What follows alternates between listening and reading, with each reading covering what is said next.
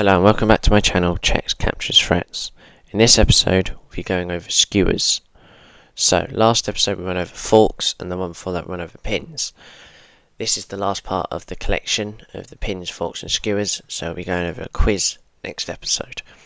Now, we need to know what a skewer is, how to do them, and why they're good. So, what is a skewer? A skewer is opposite a pin. So, with a pin you'd have a piece attacking a low value piece, revealing a high value piece. So, the opposite of that would be that you would be using a piece attacking a high value piece, which then reveal a lower value piece. Which still, the reason this is good is it gains point material against your opponent, and it's a simple way to try and get rid of the opponent's pieces. So, in this position, I will probably give you the example, but you try and guess it if you can. But the next three, you can definitely, I'll give you time to think. So, here, with a skewer, you can use a rook, a queen, or a bishop to do it. Can't use a pawn, king, or a knight. They will not be able to. So, here, you would move the rook to d1.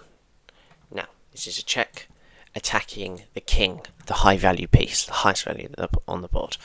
Then the king here, as you can see, the rook is in line with the rook here.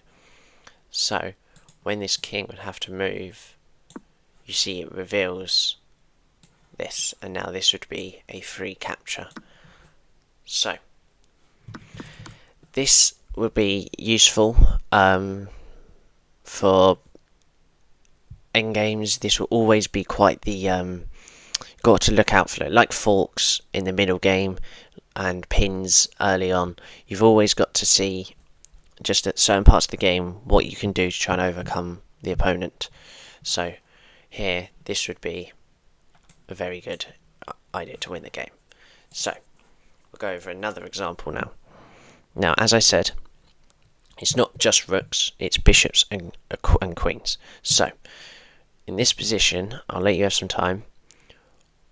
There is two skewers here. Now, tell me if you can find one of them. I'll give you 2 seconds. Pause the video if you need. Okay. If you found either bishop to b3 or bishop to e4, you are right. So I'll show bishop to b3 first. As you can see, this attacks the king, the high value piece, and then it also goes to the queen. So you'd move out the way, and then you can capture the queen. Well done. Or in this part you have bishop to e4. Again, same thing here, but this time it's going towards the rook. So when it moves, there you go. So, we're having an understanding now of how this is working. Now, the two we've done now are with the kings. So, you'd attack the king and then behind it would be a piece. Now, that's not always the case. So, in this scenario, obviously, as you can see, the king is quietly tucked away in the corner, so there is no chance of giving it a check. Now, can you find a skewer on two pieces, remembering that it's going to be a high value to a lower value?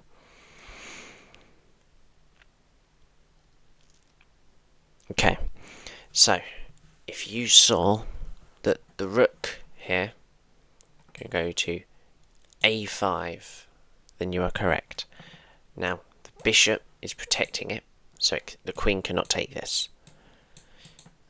And, obviously attacking the queen, wherever this queen may go, it's going to uncover the knight. So just to show you, if it moves out the way, there you go, you capture the knight. So obviously cannot capture this, as the bishop would take as well. So that's something we'll be going over after the quiz, just to make sure we know how exchanges work, you know, all of the just protecting a piece, just to make sure we got the core basics. This was just to show the how I'm going to be teaching for many episodes to come. So that is what is going to happen there. Now we have one more example here. So here we have done one with the rooks and the bishops. Now obviously that leaves the queen, as you can see here. Now there is a skewer here, but there is also a fork. So I'm going to let you try and find both using the previous episode as well. Make sure you go watch that as well. Okay, I'll give you a few seconds and then I'll tell you the answer. Okay, so if you found the skewer, queen to c2, you are correct, because attacking the rook, the high value piece here, and as you see there, and behind it lies the knight. And you see the pattern that's going on here. Wherever the rook may go, the queen will take the rook. But if you was able to find as well the fork, queen to e4, you would also be correct in that. Okay, so now we've understood that what pins, forks, and skewers are. So this is a bit more of an advanced topic for the start, but this will be what helps you just get the understanding of what chess can be. So we'll have a quiz, 20 question quiz next episode, where it'll be all about what we've done the first 4 episodes. So it'll even be the basic stuff, how to move the pieces, just to make sure. Then you've got the pins, forks, and that all as well. So then we'll have the just simple stuff again, just to make sure of how exchanges may work, how, protecting a piece, because in this scenario we could, we give the skewer, but most of the time you might see that they'll be able to defend. So, for example, if this pawn wasn't here, they would be able to defend with the knight somehow, or that.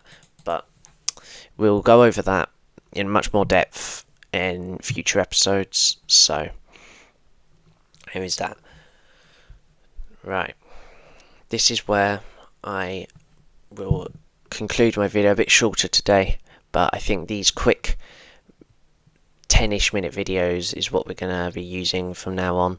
Just the first episode being a bit longer was just due to getting everything down as quickly as possible, but there was so much content to go over at the start. I can't put that in separate episodes, otherwise I might get people quite confused. So hopefully you enjoy the 10-minute videos that I'll be putting out.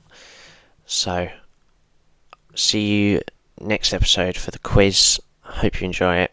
Leave a like, subscribe, comment about what you might want to see in the future episodes. I'm willing to take any ideas for what you might need help on. So this will be where I end my video, and bye bye.